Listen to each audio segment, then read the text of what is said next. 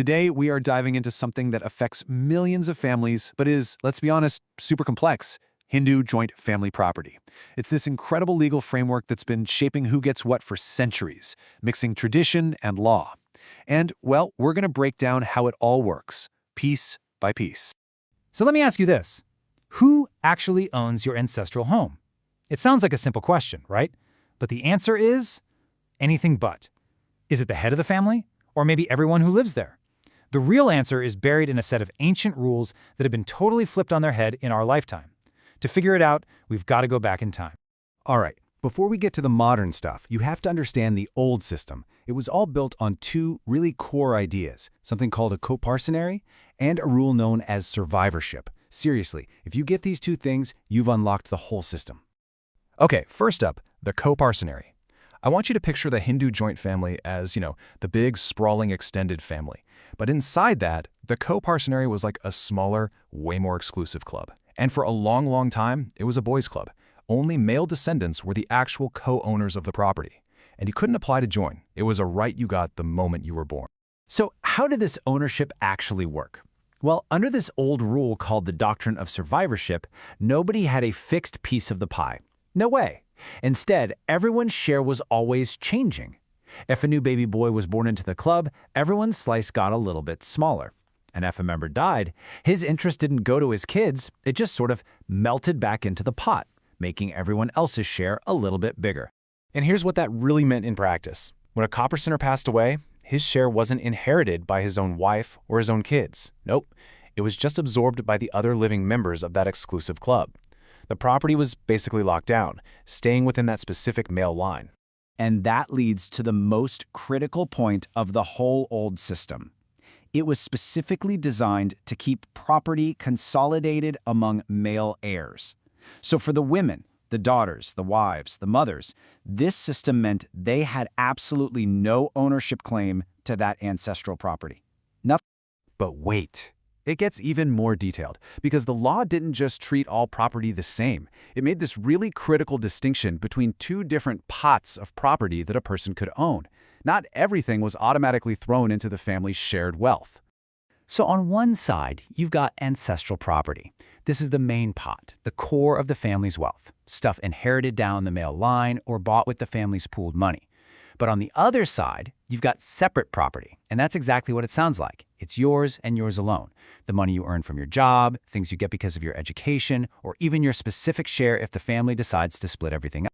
And check this out. This is a perfect example of how weirdly these rules could work. Let's say a man inherited property from his father. For a while, it was his separate property, but only until he had a son. The second that son was born, boom, that property automatically transformed into joint family property, and the newborn son instantly got a right to it. Wild, right? So you have this really intricate male-focused system of shifting shares and strict rules that governed everything for literally generations. It was the foundation of family law. And then a legal earthquake happened, and it changed everything. It's hard to really convey how massive this shift was. We're talking about centuries of legal tradition, of social norms, of how families pass down wealth, and it was all about to get completely rewritten. The year was 2005. A huge change was made to the Hindu Succession Act, and just like that, the old world of property rights was turned completely upside down. This basically created a massive legal dividing line. Before 2005, everything we just talked about, that whole rule of survivorship, where shares just merge back into a big family pot, that was the law. But after 2005, that entire doctrine was just gone, abolished. And I want to be really clear, this wasn't some minor adjustment. It was a complete overhaul of inheritance. Survivorship was out and succession was in, which means a person's share would now pass directly to their own heirs, their wife, their kids, instead of getting absorbed back into the family pool. And here it is, the single most revolutionary change of all. The 2005 amendment declared that daughters would be coparceners right from birth, with the exact same rights as sons. That exclusive all-male property-owning club, its doors were officially thrown open. It was a truly massive step for gender equality in property law.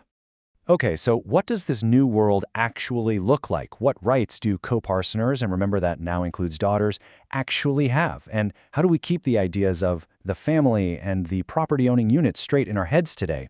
Every co-parsoner now has these fundamental rights. You've got a right to be supported by the family's wealth, a right to actually live in and use the property, and this is a big one, the right to go to court and demand your specific share be separated out. You can also leave your share to someone in a will, and you can legally stop anyone from selling off the property without proper consent. With all of these changes, it's really easy to get the terms mixed up. So it is more important than ever to be super clear on this. Let's break down the final, essential difference between the Hindu joint family and the coparcenary as they exist right now. Let's break it down real simple. The Hindu joint family, or HJF, is the big circle. It's everybody, all the relatives. The coparcenary is the smaller circle inside it, the group that actually owns the property, which is now made up of males and daughters. And here's the real kicker. A joint family can totally exist without owning any property at all, but a coparcenary, by its very definition, has to have joint property. That's its entire reason for being.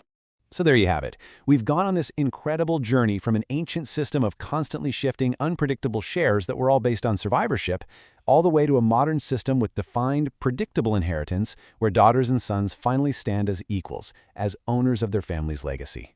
You know, the evolution of this law is such a powerful story about how our legal systems have to change to keep up with our values. But you know what? The story isn't over. And that leaves us with one last question to think about. As our society keeps changing, what's the next big legal shift going to be? And how is it going to redefine what family property even means for the next generation?